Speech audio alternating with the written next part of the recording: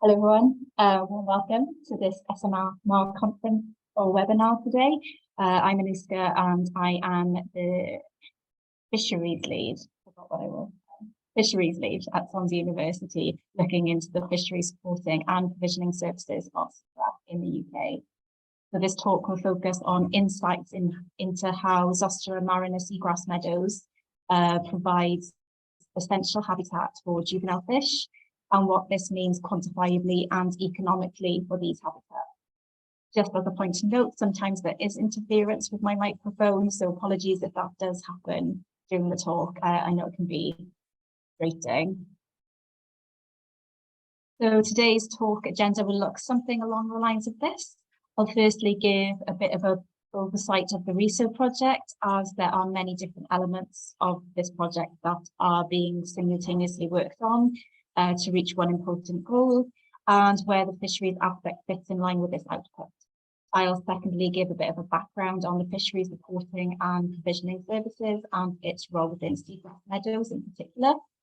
Next, I will talk through the fisheries methodology and approaches that I've conducted, and then present some of the initial results. And due to a busy fieldwork period, talk through some of the expected results and the approach that I will take for the remainder of the results. Without further ado, let's look at the ReSOW project. So the clever ReSOW acronym, for those that don't know, stands for the restoration of seagrass for ocean wealth. This area of research moreover seagrass as a whole, as well as restoring our habitats, both terrestrial and marine, has become widely popular, but increasingly important. The ReSOW project is interdisciplinary, and it brings together 3 institutions, namely Swansea University, University of Stirling, and NOC, the National Oceanography Centre, with varying expertise that contribute to ReSOW, from research themes like carbon sequestration, habitat mapping and modelling, to social science governance and natural capital accounting. The project also brings together key stakeholders such as political bodies and NGOs concerned with habitat and seagrass management and restoration. The overall aim of the project is to provide, as what is stated on the slide, which is an evidence-based solutions to incentivize management, recovery and restoration of vulnerable seagrass habitats. As you're aware, there currently exists a global crisis of significant habitat loss from varying climatic, natural and anthropogenic influence, no more so than the coastal and marine environment. That has widespread implications on people and the planet.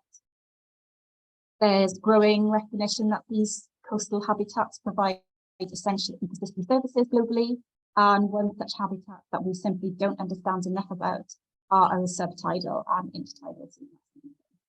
But yet they are an important carbon source. They raise our beach elevation up, and they're an important fish nursery site. Seagrass meadows are currently degraded environment, and this has been happening for decades. If change isn't always obvious because it happens right in front of us, but below the water.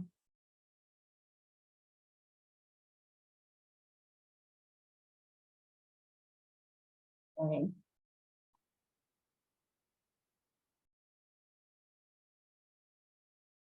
From evidence, we've lost about 50% of our seagrass habitat in the UK in probably the last century. And unfortunately, the loss is felt a lot higher everywhere else. Without intervention, the loss we will face over time will be much greater. To put into context, why seagrass meadows? Well, most coastal and marine management measures primarily focuses on rather than physical interventions. And whilst this is still incredibly important, the negative feedback systems in seagrass habitat needs a bit of a helping hand. Whilst this paints a bit of a somber picture, there is positives in this, and that there is active restoration happening all over the UK.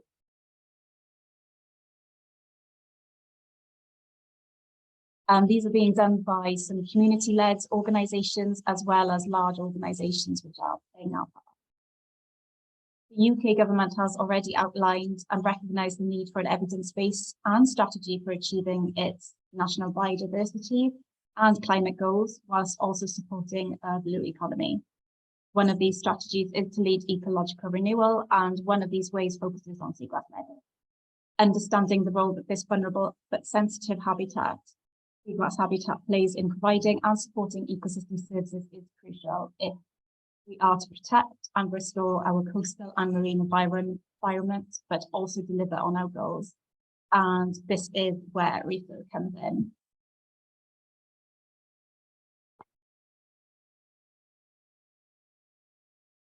Our project of how we tackle and achieve this is split into outputs or deliverables. The first is to undertake our research in our respective fields, whilst bringing them together, linking socio-economic values to policy and governance based on sound ecological knowledge. Where there are gaps in the data, we will aim to fill these by collecting new data. For example, in fisheries, that is going to be collected from fieldwork, which is already using a combination of meta-analysis and utilising existing data sets and tools. This isn't just in the context of fisheries, but across all of our research themes in ReSOW to bring the most up-to-date database and evidence to create first natural capital of the UK.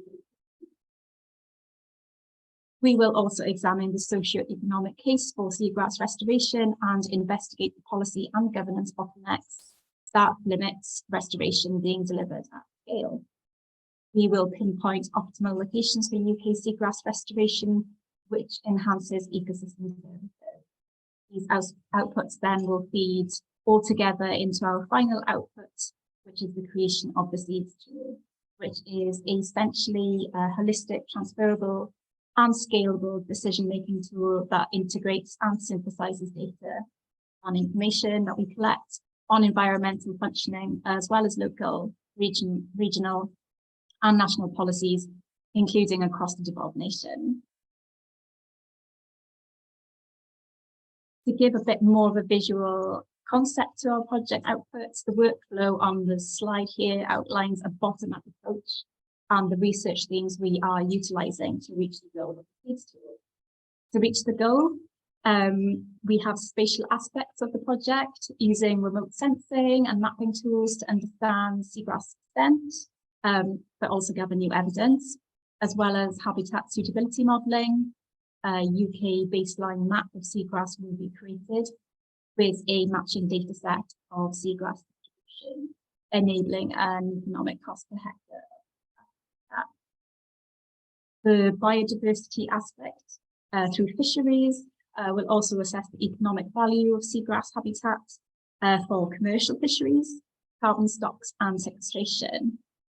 Understanding the ecosystem service support seagrasses deliver for fisheries and carbon storage provide high profile means for seagrass to contribute to government policy on nature-based solutions to climate change and a renewed management of our fisheries in our environment. And finally, the social science aspect through cultural and social attitudes and values, in addition to decision-making and governance. These will feed into a global ocean accounting and natural capital framework. And all of these will be fed into our seeds tool, which can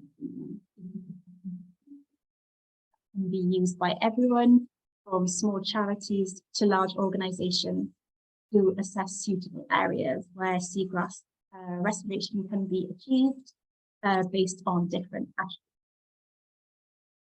The project is based on a case study approach, which utilises 7 case study sites around the UK, but this is split into 5 different distinct seagrass environments where seagrass is currently known to be present. These locations are split between Scotland and Wales and are Orkney, Loch Craignish in Argyll, Porthcawl and Anouska Mendzil in North Wales, and Milford Haven in South Wales, followed by the Isles of Scilly, Studland Bay in Dorset, and the Isle of Wight along the south coast. These environments are split between estuarine for both Zostera marina and Zostera noltai, lagoons, coastal environments, and island habitat.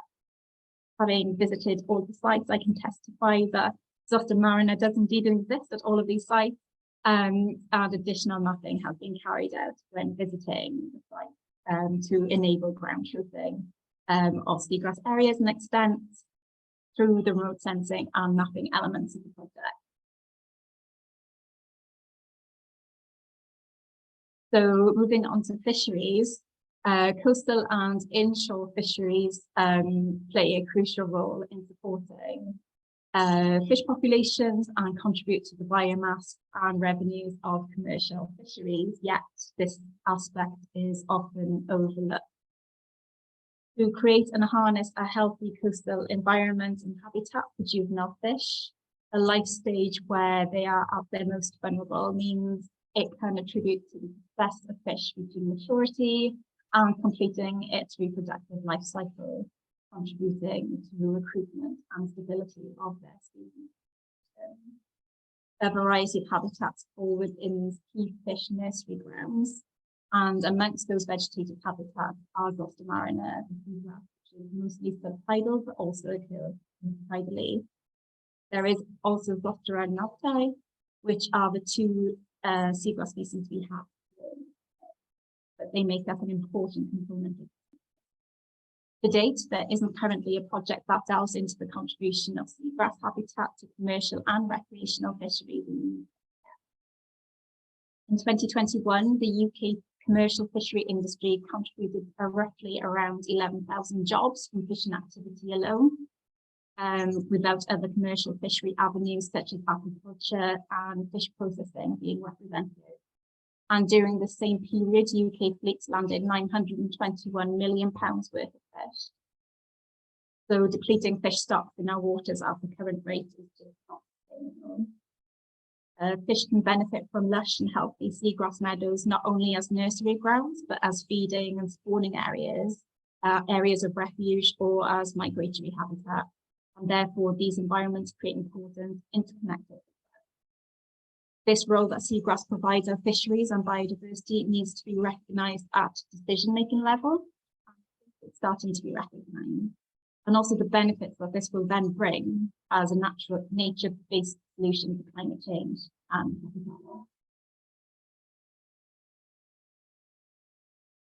In order for decision makers and management to stand up and take notice to have this positive effect, not only on our natural habitat, but our fisheries and therefore our economy. In other words, the ecosystem services that seagrass provides can be assessed and monetised using a seagrass resident index or fish residency index, and this is used interchangeably. The SRI model has since been implemented across the globe and has reached into other habitats, such as salt marshes, but it has not been developed. Calculating the monetary value attributed to habitats puts its ecosystem service into real terms that are translatable and applicable for anyone to understand, making it a useful tool to inform and encourage investment in the conservation and protection. So how did we carry this out? And how exactly do we go about essentially putting a price on how seagrass habitat contributes to commercial fisheries? Firstly, we use this case study approach adopted throughout the whole of the ReSOW project of the 7 UK sites in the previous slide. And I visited each site to understand the current fish assemblages in each of these locations, contributing to existing data, if at all, for these sites. I adopted the same netting approach as it was the most accepted method, not just in the UK, but globally from other scientific, but also the most representative. I should note that all of these same netting activities were undertaken under license as appropriate, for example, a wildlife disturbance license and consultation with interested parties prior to fieldwork. Other methods such as ReSOW, which is a baited remote underwater video system, was also used for data, but operated as part of student projects. Creating a database of fish species presence and absence in seagrass habitats across these sites, but also incorporating fish data from other nursery site habitats such as salt marshes and kelp beds helps to understand the data gaps that are present. I used my own generated data from several open source websites such as Fisheries and academic. It should be noted that this is the first UK-wide attempt at SRI and utilises case studies for an in-depth approach. This study does not take into account factors such as seasonality and migration when sampling due to the time and resource constraints, but it does consider juvenile and adult fish life stages. Access to seining certain sites have to be undertaken at certain times of the year, which does limit the representation of residency indexes for some species. And as always with coastal and marine fieldwork, the tide becomes a limiting factor, and we needed to work on incoming spring tides to allow the best opportunity to the seining over seagrass meadows. And as always, funding and resources, this fieldwork was all conducted in 1 year in 2022. There are a number of assumptions that have to be worked through when applying the fish residency index, such as the time spent as a juvenile in seagrass and that as an adult. And data gaps solely relies on other data sources to fill these gaps. For example, some species have less data compared to others, have larger commercial interests. So just to touch upon not just the seining methods, but in the field, over the last year, I completed with the help of others, seine netting in each of the 7 PPE locations, as well as control sites in each location. ReSOW data from other sources, and this allows us to assess slightly deeper waters, which make it unseinable. As a UAV operator, I mapped each location I seined using a fixed-wing drone, which can then be utilised to attribute seagrass descent. I also collected additional samples such as sediment cores for carbon storage and water samples for eDNA analysis as added. I also worked with local volunteers, communities, and in each of these. Here are some of my favourite fieldwork photos to showcase. The seine netting approach utilises around 4 to 5 people to operate, with a mesh side of 3 mils and a length of 30 metres. 3 seine repeats were completed over Zossa Marina and in the control site, which is usually a sandy bottom seabed with often little or no seagrass. Although in areas where seagrass was present, seining was not undertaken over the top of it and at some distance away. It was important that the seining was undertaken on a spring tide, and this allowed us to not only visually see how exposed the habitat became, but also to ensure that we were seining over the top of the seagrass and that we were in the correct position. There also needs to be a good amount of water over the seagrass in order for that. Following each seine attempt, marine species were removed and put into aerated holding tanks before being individually measured for length and ID'd. Following the 3 full seines, organisms were returned to the sea to prevent recapture in between seines. And just on balance, to prove that the fieldwork wasn't always glorious weather, we had our fair share of cloudy, rainy and gloomy days and very early mornings, which you can see there from the bottom right picture. More notably in August last year, when you guys had the rest of the UK was in a heat wave, we were in Orkney wearing 2 coats, hats and gloves. And in fieldwork summary, 7 seagrass study sites were seined and sampled for fish assemblages across 5 different habitats over 3 countries and in 1 year. In total, 60 beach seines were completed with a seagrass and control at each of the In total, there were just over 40 different marine species, the majority being fish, 14 of which were commercial fish species. And examples of these were pollock, cod, mullet, plaice, and dab. The next steps, a bit of an overwhelming slide. After completing the field data, here I present some of the consecutive equations, which makes up the overall seagrass residency index. The first one proportions juvenile and adult age classes based on species length in the data set from the field data. The second equation utilizes a meta-analysis to determine the number of habitats utilized as juveniles and adults. And from these values, time spent in the seagrass as juveniles, adults can be calculated from equation 3. For each commercial species, life history data and calculated time spent in seagrass for its juveniles and adults are put into the SLI equation formulated by Stockdale 2000, which is shown in equation 4. But it is the more recent approach taken by Jackson et al. 2015, which was applied in this study as it avoids biases related with previous approaches and takes into account that species inside the assessed habitat will use different habitats also, and also considers those species that are not important locally, but may have a major role over broad areas. The resulting value from this estimates the residency index of the species in seagrass habitat on a scale of 0 being indicative of no residency to 1 being highly resident.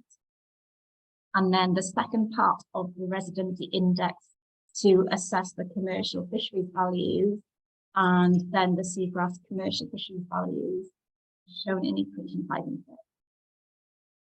For every commercial and recreational species identified as important, data was extracted for the landed tons based on UK statistics, compared and evaluated from a number of sources where applicable. Many assumptions and approaches to these equations need to be made to make it comparable across the nations, which have varying species of importance, stocks, and therefore available data. Inclusion and or exclusion of larvae and spawning periods were taken into consideration based on lifespan and natural mortality of individual species. These will all be presented in the final report and published from this study. The recreational catch data, which is biomass in tons from inland water bodies, was excluded, and resident freshwater species were also excluded. Catch composition, which is percentage biomass per species, was used to apportion recreational expenditure to each species, which also is taken from Jackson 2015.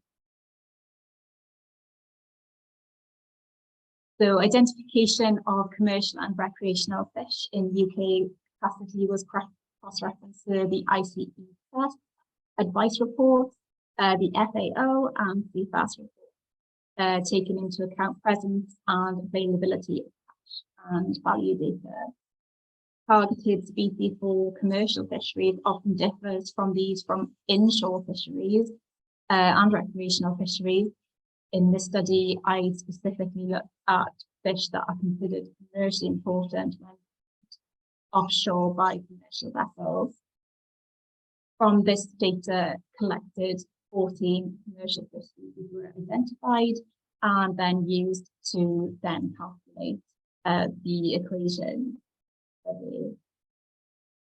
Other recognised commercial species were absent from the data collection, but this is reflective of them favouring deeper waters, not preferring seagrass as a habitat, or just sampling at the site at the wrong time of day or season, and this is all considered.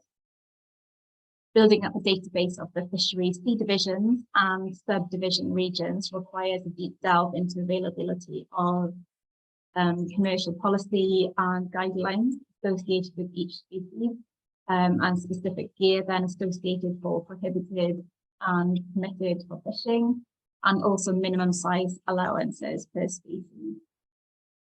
For example, the guidance and restrictions on European sea bass and Atlantic cod, for example, are far greater than those, say, pollet, say, and dab, which are the species that are being regularly sampled at the Seagrass site and are still considered commercially important. Understanding these parameters is to assess economic importance and viability of each of the species in turn, to assess annual landings of fresh weight in tonnes, and then calculating value return. This gives us an indication on targeted species and their value. So building up this database then per species, as I mentioned in the previous slide, looks firstly at some of the life history traits and parameters. In each case, natural mortality, lifespan, age and length at first maturity can be assessed and retrieved from open source data such as Fisheries. An example of some of the parameters is presented on the slide.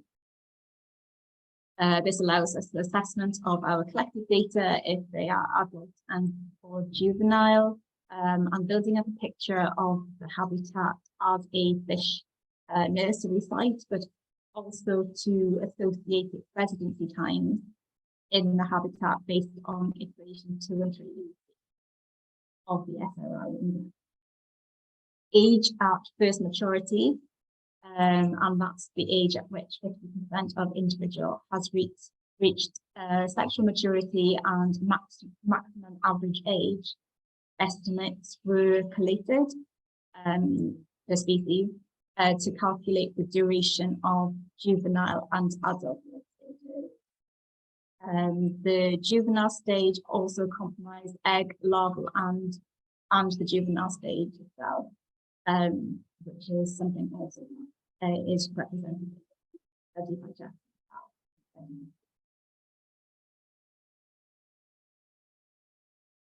And so analysis has been completed on sort of the first 4 creations on the slide. And I am currently working on the catch value attributes of the commercial fish species, which will become the expected next step of the study. And I would like to, in time, present some visual data by way of infographic that isn't in a boring database format to make it a bit more meaningful for a varied audience. And essentially, that is my research to date in a nutshell. And thank you for listening. I'm happy to take any questions, or if you'd like to reach out after the webinar, then I've got my email address on the slide.